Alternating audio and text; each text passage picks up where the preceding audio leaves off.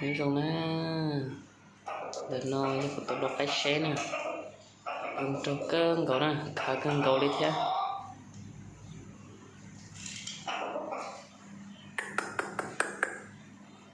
Cô có dùng cơn cậu đi thế nè, xe này có trâu bé sẽ được tông luôn nè.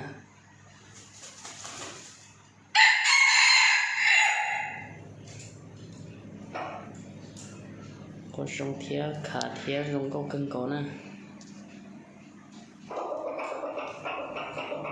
Chị chẹp lâu chạy chết thế nè, lâu từ cố lâu cái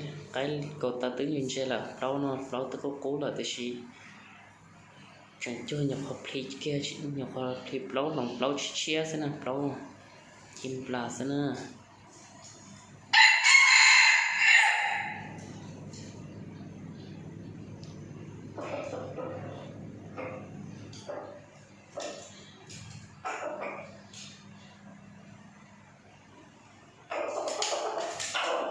tiếp theo này nó đã rút tôi nó chịu nó tàn nú đi nè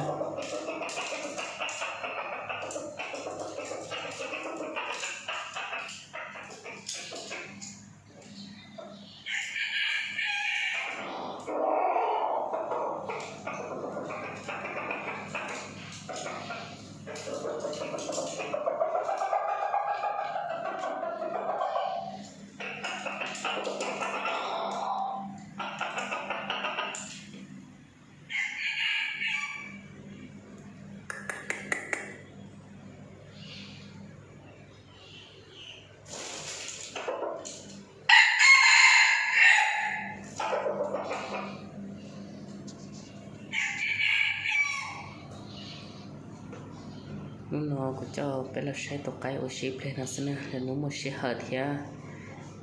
giờ thì không nó mà cho bé một xe là tuần gì nè xin chỉ đôi cho bây giờ ở cho